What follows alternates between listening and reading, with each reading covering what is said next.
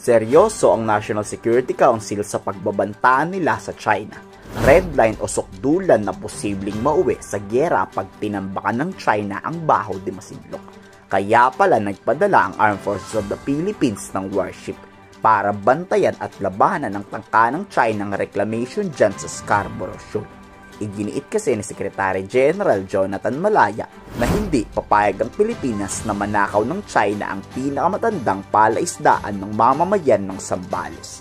Ang Scarborough Shoal kasi ang isa sa may pinakamayamang source ng isda sa buong Pilipinas. 24/7 ngang nakabantay ang AFP at Philippine Coast Guard sa naglalabas-masok na Chinese jet. Kasalukuyang nakabantay sa paligid ng Baho de Masinloc ang BRP Emilio Jacinto, warship ng Philippine Navy. What keeps us awake at night, of course, is the prospect of China turning the shoal into a artificial island or militarizing it. That is going to be very troubling. The legal status of Scarborough Shoal as part of Philippine territory is clear.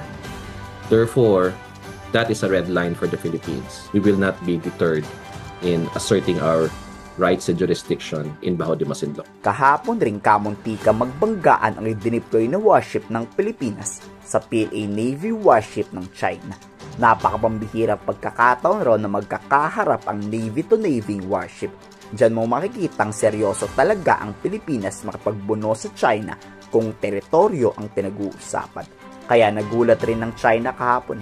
Akala siguro nila aatrasan natin sila kahit maliit ang ating barko. Kasi pag Coast Guard, civilian lang yan.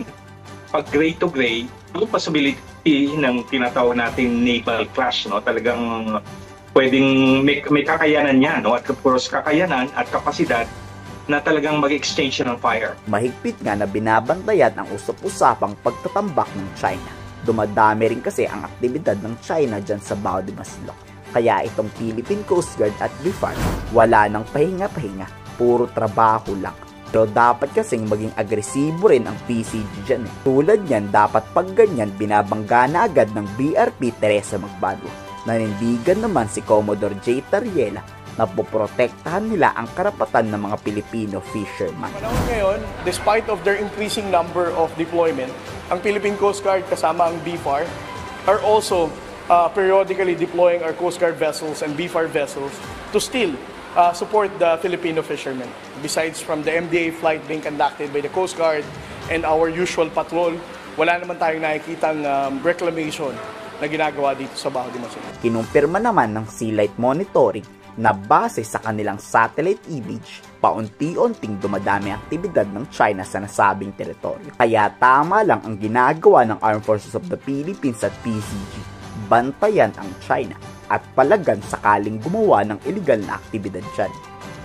Movement patterns over this time, we obviously that Chinese movement around Scarborough Shoal increases dramatically, and the behavior of these ships also changes slightly.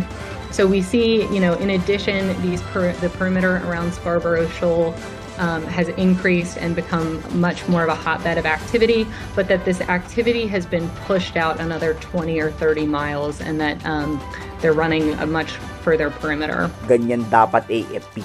Huwag kayong matakot kung magkakagulo. Dahil pag tayo ay naduwag, mas lalong yayabang yang mga Chinese. Kayo, ano masasabi nyo sa aksyon ng administrasyon patungkol dyan? I-komento sa baba ang inyong salogin.